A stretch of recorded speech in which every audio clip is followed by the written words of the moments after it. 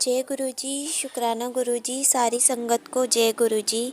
संगत जी, आज मैं गुरु जी का शुक्राना सत्संग शेयर करने जा रही हूँ, जो कि तीसरा सत्संग है मेरा गुरु जी के मंत्र जाप के साथ। ओम नमः शिवाय, शिव जी सदा सहाय। ओम नमः शिवाय, गुरु जी सदा सहाय। संगत जी, मेरे पास काफ़ी टाइम से शुक्राना सत्संग शेयर कर गुरु जी के मैसेजेस आ रहे थे और मैं भी कोशिश कर रही थी कि शेयर करूं, पर वो बस हो नहीं पा रहा था। तो आज मंडे है और लास्ट टाइम भी मैंने मंडे को ही अपने 2 सत्संग शेयर करे थे, शुक्राना सत्संग। आज मैं तीसरा करने जा रही हूँ गुरु जी की आज्ञा से। तो संगत जी, मेरे पास ना काफ़ी टाइम से मैसेजेस आते थे कि तैनू ना मैं मकान ब्लेस कर दिता, तैनू मैं घर ब्लेस कर दिता।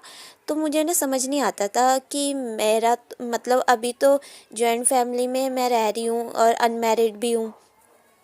तो मुझे लगा कि शायद शादी के लिए ही देखा होगा, गुरुजी ने देखा होगा, क्योंकि घर का तो वही होता है ना, न्यू घर ब्लेस कर देता। तो मैं यही सोच रही थी कि शायद गुरुजी ने देखा होगा कोई घर वर। तो फिर ना थोड़े दिनों बाद ना मेरे घर पे बात चल रही थी कि पेमेंट वगैरह हो गई या मतलब रजिस्ट्रेशन वगैरह। तो मैंने भाभी से एक दिन पूछा कि भाभी, ये रजिस्ट्रेशन किस चीज़ की बात कर रहे हैं सब के सब, कह रहे। तो फिर भाभी ने मेरे को अचानक से बताया कि अरे वो नया घर देख रहे हैं ना हम खरीदने के लिए, तो उसका क्लियरेंस पूछ रहे थे, वही बात कर रहे हैं। तो मेरे को समझ आया कि अच्छा, तो गुरुजी ने ना हमारा दूसरा घर हमें मतलब जहाँ हमारे ना एक नेबर थे, तो वो ना वहाँ पर दिल्ली में ही उन्होंने किसी जगह पे घर लिया था। तो मेरे पापा काफ़ी टाइम पहले से ना तभी सोचे थे वहाँ लेने के लिए, लेकिन हो नहीं पा रहा था वहाँ पर। तो ना अभी जब मैसेजेस आ रहे थे ना, तब मुझे धीरे धीरे समझ आने लग गया। और जब ये मतलब हमारा पूरा पक्का हो गया ना घर का, तो फिर मैंने सोचा कि अच्छा, इस घर के लिए गुरुजी मेरे को पहले ही बता दिया कि हमारे पास एक घर आने वाला है नया, और उसे ब्लेस कर देता, और मैं कुछ और ही सोच रही थी। तो संगत जी, इस बात के लिए गुरुजी का बहुत बहुत शुक्राना। जय गुरुजी। और संगत जी, मैं ये भी बताना चाहती थी कि हमने ना ये भी सोचा था कि हम ना यहाँ कहीं घर ले लेंगे। घर के बारे में सोचा था कि यहाँ कहीं नहीं लेंगे, और जहाँ पर हमारे नेबर्स थे ना, कि चाइल्डहुड से हम उन्हीं के साथ रहे हैं ज़्यादातर, तो वहाँ लेंगे। तो मतलब जो सोचा था ना, बस वैसा ही हो गया। मतलब ना कभी बोला, बस मन की जो अच्छा थी ना, वो भी गुरुजी सुन लेते हैं।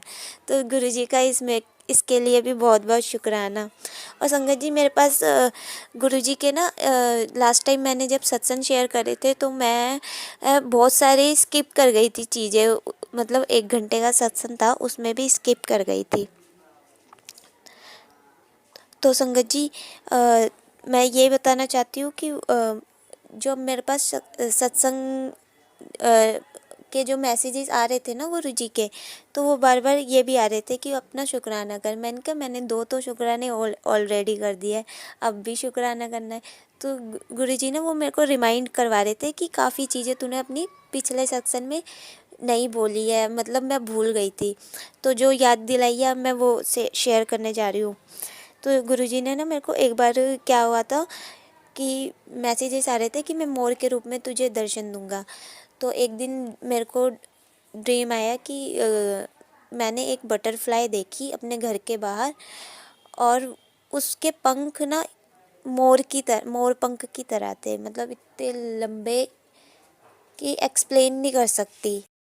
सो तो इतने लंबे थे ना उसके पंख, मतलब इतनी बड़ी बटरफ्लाई थी वो। मोर पंख थे उसके, बटरफ्लाई भी थी और उसके जो पंख थे वो मोर पंख थे। और मैं जैसे सुबह उठी, तो मैंने कहा अच्छा, गुरुजी ने मेरे को मैसेज किया था। और ये अगस्त के आसपास की बात है, जब जन्माष्टमी पे लड्डू गोपाल आने वाले थे हमारे घर पे, और गुरुजी ने पहले ही बता दिया था कि मैं कृष्ण रूप में तुझे दर्शन दूंगा। उस टाइम की बात बता रही हूँ संगत जी मैं, जो मेरे से स्किप हो गई थी। और संगत जी,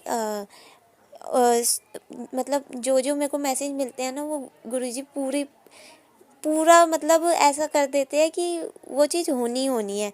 एक बार गुरुजी ने बोला मैं शिव के रूप में तुझे दर्शन दूंगा, मैं शिव के रूप में तुझे दर्शन दूंगा। तो मेरे को ड्रीम दर्शन आते थे 3-4 बारी मेरे को आए हैं शिवलिंग पे जल चढ़ाते हुए, दर्शन कर रही हूँ मैं, और फूल चढ़ाते हुए शिवलिंग पे।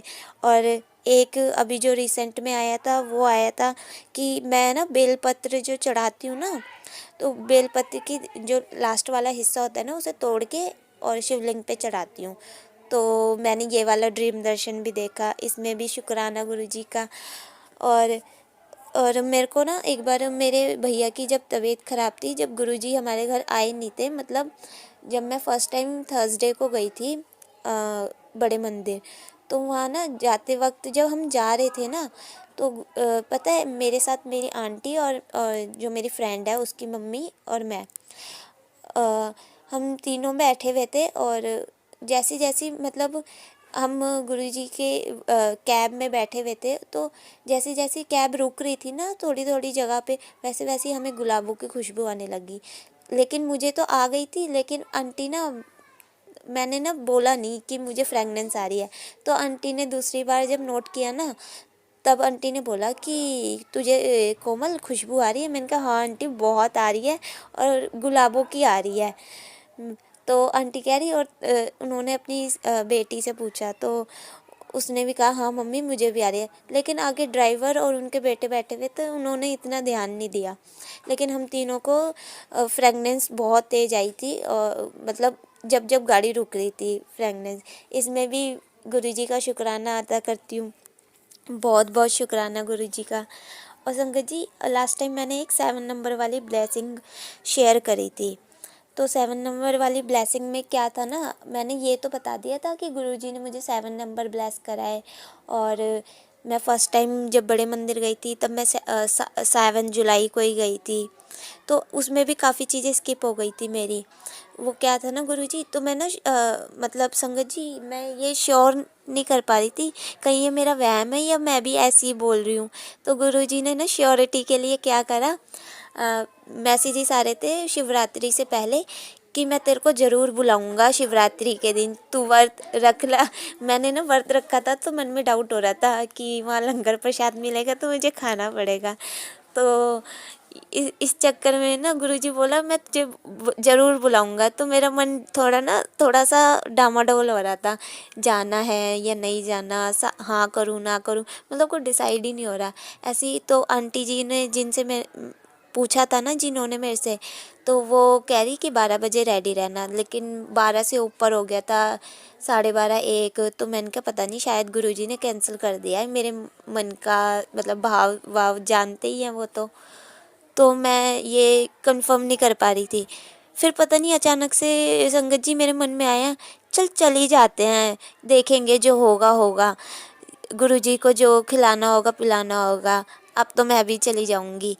तो इतने में ही 2 बज गए थे। तो 2 बजे आंटी आ गई और मैं फटाफट रेडी होके हम निकल गए।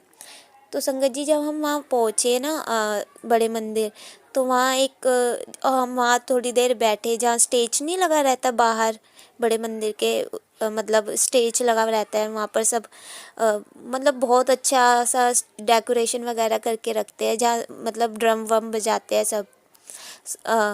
तो फिर ना वहाँ पर हमको आगे ही आगे बैठा दिया थोड़ी देर के लिए। तो वहाँ ना भजन चल रहा था, शिव समा रहे हैं मुझ में और शून्य हो रहा हूँ। संगत जी जैसे मैंने अपनी आइज़ क्लोज करी ना, और ये भजन चलते ही ना, बस मुझे क्या फ़ील हो रहा था कि मेरे माथे पे ओम है और मेरे अंदर एक शिवलिंग है, और मैं यही इमेजिन करे जा रही हूँ, और मेरे आँखों से संगत जी आंसू निकले ही जा रहे हैं। ऐसा लग रहा है जैसे कुछ ना धुल रहा है, मतलब अंदर का ना सारी नेगेटिविटी है ना, वो सारी धो रहा है जैसे।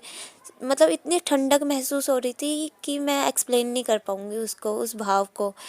तो मैंने बैठे बैठे यही सोच रही थी। जैसे मैंने ये थोड़ी सी आँख खुली, तो मैं सोची कि क्या बोलते हैं, आज तो वो जो बेर होता है ना, बेर, वो मिल रहे थे उस दिन शिवरात्रि पे। हम जब जा रहे थे ना, तब हम देख रहे थे बेर मिल रहे हैं सबको। तो मैंने कहा मेरे को भी बेर मिल जाएंगे तो सही रहेगा, मैं इसी से फास्ट वगैरह खोल लूँगी। तो संगत जी क्या हुआ ना, एक थोड़ा सा हल्का सा माइंड में क्लिक हुआ, क्या बेर मिल जाएंगे, बेर देख के पता चल जाएगा कि मुझे 7 नंबर की ब्लेसिंग मिली है या नहीं। बस आधे सेकंड या 1 सेकंड के लिए ऐसे ही मैंने क्लिक करा, बस मतलब माइंड में अचानक से आ गया और मैं तुरंत भूल गई उस बात को, दोबारा ध्यान भी नहीं गया। तो संगत जी जैसे ही हमने दर्शन करे गुरुजी के, दर्शन करने के बाद भी मतलब इतना अच्छा लग रहा है। आप सब जो बड़े मंदिर गए वो तो जानते ही है कैसा फील होता है गुरुजी के दरबार में जाके। तो दर्शन करते ही जब हम बाहर निकले ना, तो मैंने सोचा कि चाय प्रसाद तो मैं पी ही सकती हूँ, क्योंकि चाय में क्या है, वो तो व्रत में पी ही जाती है। तो जैसे ही मैं कप लेती हूँ हाथ में हैं और थोड़ा सा ऊपर रखती हूँ और फ्रेगनेंस आ जाती है कॉफ़ी की, तो मैं कहती हूँ अरे यार ये तो कॉफ़ी आ गई। फिर मेरा मन में आया, फिर मैंने कहा गुरुजी आप बहुत परीक्षा ले रहे हो, ठीक है आप ले लो जितनी परीक्षा लेनी है। मैंने वो कॉफ़ी भी पी ली। क्योंकि संगत जी मैंने कभी शिवरात्रि पे व्रत भी जितने भी रखे थे उसमें कभी कॉफ़ी नहीं पी थी। इवन मैं चाय भी बहुत स्किप करती हूँ, चाय भी मैं नहीं पीती हूँ। लेकिन उस वक्त जब गुरुजी का प्रसाद था तो मैंने कॉफ़ी वो पी ली। तो उसके बाद जब हमें लंगर मिल रहा था उसमें आइसक्रीम भी था। फिर गुरुजी ने टेस्ट किया, मैंने कहा कोई बात नहीं, ये भी दूध और बादाम की है, ये भी मैं खा लूँगी। गुरुजी के जितने भी प्रसाद आया मैंने एक एक करके मैंने खा लिया। और जब संगत जी लंगर प्रसाद तो पैकेट में मिल रहा था, उस दिन पैक्ड था, तो लंगर प्रसाद तो पैक था, चलो कोई बात नहीं। फिर मैंने शुक्राना ही किया गुरुजी का। तो संगत जी जब बेर दे रहे थे ना, तो एक पॉली बैग में दे रहे थे और कुछ लोगों को हाथ में दे रहे थे। तो मैं जिस रो में लगी थी उसमें हाथ में दे रहे थे। और जैसे ही मैंने मतलब हाथ में जैसे ही मेरे अंकल ने रखे ना वो बेर, तो मैं आगे चली गई माथे लगा के बेर को। और जैसे ही मैंने देखे ना, और मैं पता नहीं क्यों मैंने काउंट करा, जैसे ही काउंट करे उसमें 7 बेर थे, बस इससे ज़्यादा नहीं थे और इससे कम नहीं रहते। मैंने कहा गुरुजी आप इतना अच्छा आंसर देते हैं ना वो, कि मतलब मेरे को ये भरोसा दिलवा दिया कि तुझे 7 नंबर ब्लेस कर दिया है, मतलब 7 बेर। संगत जी ये भी सोचने वाली बात है, एकदम अंकल के हाथ में भी 7 बेर दिए उन्होंने मेरे को। मैं वहीं पे गुरुजी का इतना शुक्राना करी, मैंने कहा शुक्राना गुरुजी, आपका अनंतम शुक्राना। लेकिन संगत जी इसके बाद भी जब हम आगे गए और हम बैठे अपनी कैब में, वैन में, तो वहाँ अंकल फिर आ गए कॉफ़ी लेके। पहले जो मैंने पी थी हॉट कॉफ़ी थी और फिर जो पी थी कोल्ड कॉफ़ी। तो अंकल बोल रहे कॉफ़ी पीनी है, तो आंटियों ने तो हाँ कर दिया। अब मैंने कहा मैं हाँ करूँ ना करूँ, मैंने कहा जब पी रहे सब तो मेरे को भी पी लेनी चाहिए, जब एक बार पी लिए तो दोबारा पी लो, ठंडी वाली कॉफ़ी पी लो। और इतनी चिल्ड थी ना, और संगत जी मेरी उस वक्त ना बहुत तबीयत भी ख़राब थी, मतलब सर इतना भारी था और क्या बोलते हैं जुकाम से ना, मतलब थोड़ा सा गला भी ख़राब था, तबीयत सही नहीं थी। फिर भी मैंने पी ली, मतलब आइसक्रीम भी खा ली, ठंडी कॉफ़ी भी पी ली। फिर मन में यही हो रहा था पता नहीं सही सलामत बस घर तक पहुंचा देंगे गुरुजी। तो मैं यही सोच के मैंने पी ली। तो अंकल ने फिर बोला ब्रेड पकौड़ा भी ले आऊँ, तो आंटियों ने तो हाँ कर दिया। तो मैंने कहा ले आने दो।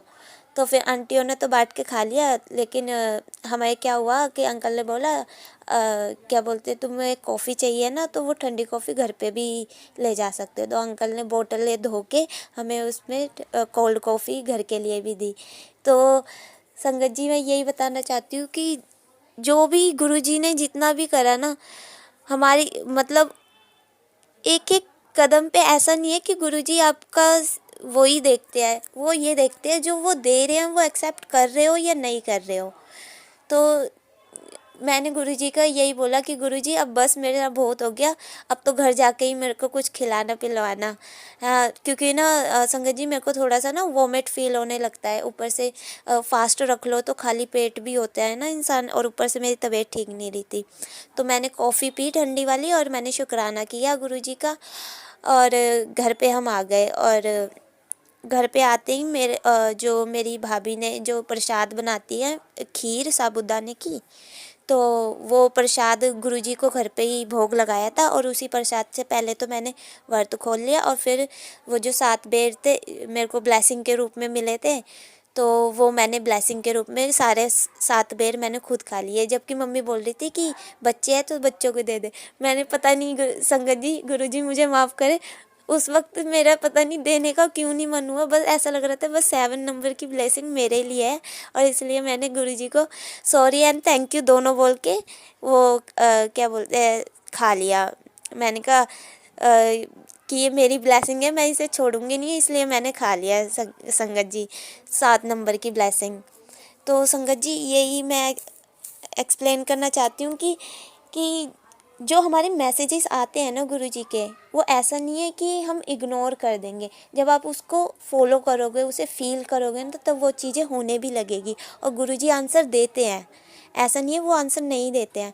अभी क्या हुआ संगत जी कि जो मैंने लास्ट टाइम 2 मंडे को सत्संग शेयर करे थे ना अपने शिवरात्रि से पहले, वो वाले 1 हफ्ता 1.5 हफ्ते हो गए। मैंने कहा गुरुजी पता नहीं आपने सत्संग शेयर करा भी है या नहीं करा है, क्योंकि एक सत्संग तो मेरा बहुत लंबा हो गया था, 1 घंटे के आसपास का।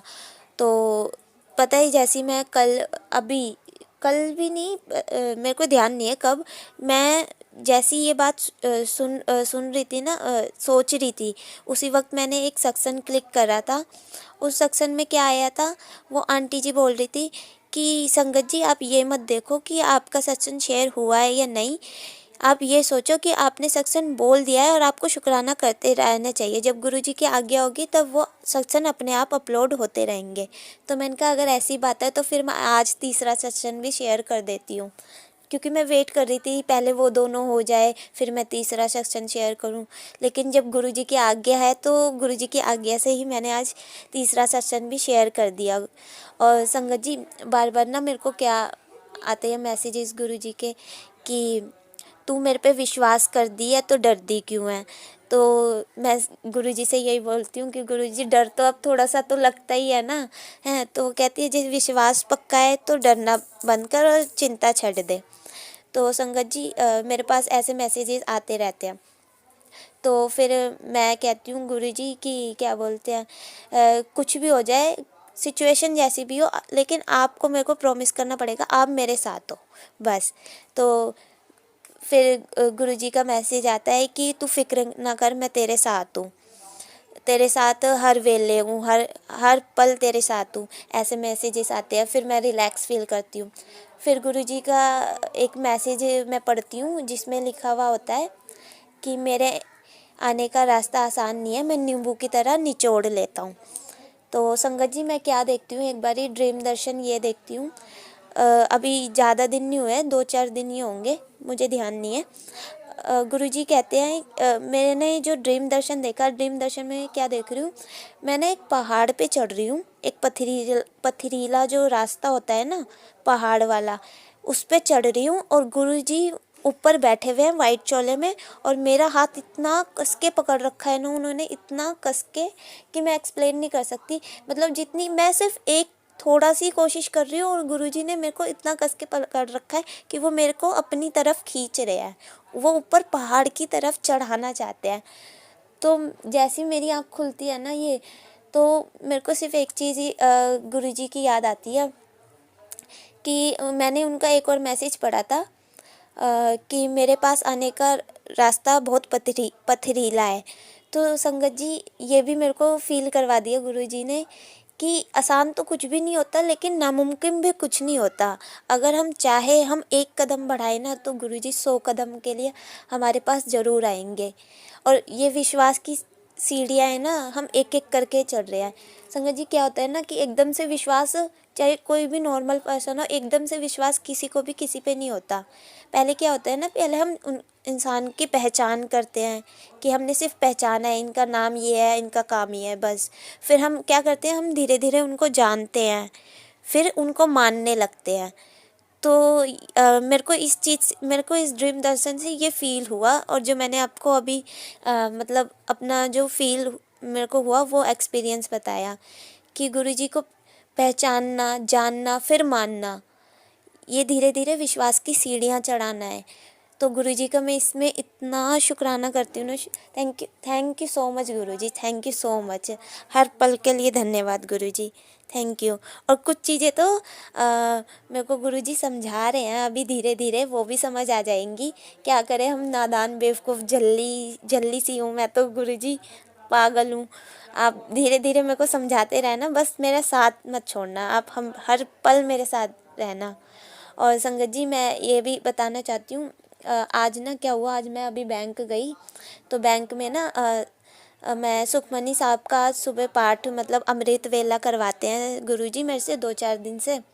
तो उसमें बताया गया है कि सच की राह पे चलो, मतलब अच्छे कर्म करो। तो मैंने भी यही गुरुजी से फर्स्ट टाइम जब मिली थी मैंने भी यही बोला था, गुरुजी अब कुछ भी हो जाए, अब मेरे को ना झूठ नहीं बोलना, चाहे छोटा हो चाहे बड़ा हो। तो काफ़ी दिन से तो मतलब जो चीज़ें आती है तो मैं वो नहीं बताती, मतलब वो नहीं करती कि मैं ये छोटी मोटी चीज़ों के लिए कि झूठ बोल दूँ। लेकिन आज पता नहीं एक्चुअली ना संगत जी मैं बैंक जाती हूँ ना तो मैं बहुत नर्वस होने लगती हूँ, और नर्वस इतनी ज़्यादा हो जाती हूँ ना कि मुझे समझ नहीं आता कि मैं क्या पूछूँ क्या बोलूँ। तो मैंने गुरुजी को बोला, गुरुजी आप मेरे साथ चलना। तो मैं इतनी नर्वस हो गई थी ना मैंने ना एक फॉर्म के लिए पूछा एक अंकल से। तो अंकल ने बोला मुझे पता है तू रोज़ आती है। तो मैंने हल्का सा यही बोल दिया कि नहीं अंकल मैं पहली बार आई हूँ, और जबकि ये बात मुझे पता है और मैं ना बोलना नहीं चाहती थी झूठ कि मैं फ़र्स्ट टाइम आई हूँ। लेकिन पता नहीं नर्वस में मैं इतनी नर्वस हो गई मेरे मुंह से निकल गया। और फिर मैंने बाहर निकली ना बैंक से तो मैंने गुरुजी को इतना सॉरी बोला, मैंने कहा आई एम सॉरी गुरुजी, मैं झूठ बोलना नहीं चाहती थी, बस मैं बहुत नर्वस हो गई थी इसलिए मेरे मुंह से निकल गया। तो मैं गुरुजी से अभी भी सॉरी बोल रही हूँ और मेरे को ना अंदर से थोड़ा सा गिल्ट हो रहा था, गुरुजी मुझे माफ़ कर देना, मैं पूरी कोशिश करूँगी मैं झूठ ना बोलूँ, चाहे छोटा हो चाहे बड़ा हो चाहे जैसा मर्जी हो। सो मैंने गुरुजी से अभी भी बोल रही हूँ आई एम सॉरी गुरुजी, मैं अब झूठ पूरी कोशिश करूँगी ना बोलूँ, बस आप हर पल मेरे साथ रहना ताकि मेरे को गलत राह पे मत जाने देना, हमेशा सही राह दिखाना पूरी संगत को और हम सबको शेर चरणों से लगाए रखना अपने। शुक्राना गुरुजी, हर पल का शुक्राना। संगत जी गुरुजी मेरे से कोई गलती हो गई तो प्लीज़ मुझे माफ़ कर देना। और thank you so much Guruji, thank you so much संगत जी। मेरा ये सत्संग सबके अगर किसी को मैसेज दे पाए किसी भी चीज़ के लिए तो आपका बहुत बहुत धन्यवाद, मेरे को ये ज़रिया भी बनाने के लायक समझा आपने। थैंक यू सो मच गुरुजी, हर पल का शुक्राना। और संगत जी मैं अपना सत्संग यहीं पे विराम करना चाहूँगी मंत्र जाप के साथ। ओम नमः शिवाय, शिवजी सदा सहाय। ओम नमः शिवाय, गुरुजी सदा सहाय। ओम नमः शिवाय, शिवजी सदा सहाय। ओम नमः शिवाय। जय गुरु जी। संगत जी अभी आपने आंटी जी का ये प्यारा सा सत्संग सुना। अगर आपको ये सत्संग अच्छा लगा हो तो इसको लाइक और शेयर ज़रूर कीजिए, और अगर आप इस चैनल पर नए हैं तो इस चैनल को सब्सक्राइब कर लीजिए ताकि आने वाले हर सत्संग की नोटिफिकेशन आपको मिल सके। तो आज बस इतना ही, कल फिर मिलेंगे किसी नए सत्संग के साथ। तब तक जय गुरु जी, शुक्राना गुरु जी। गुरु जी के चरणों में कोटि कोटि प्रणाम। अपना ख्याल रखिएगा।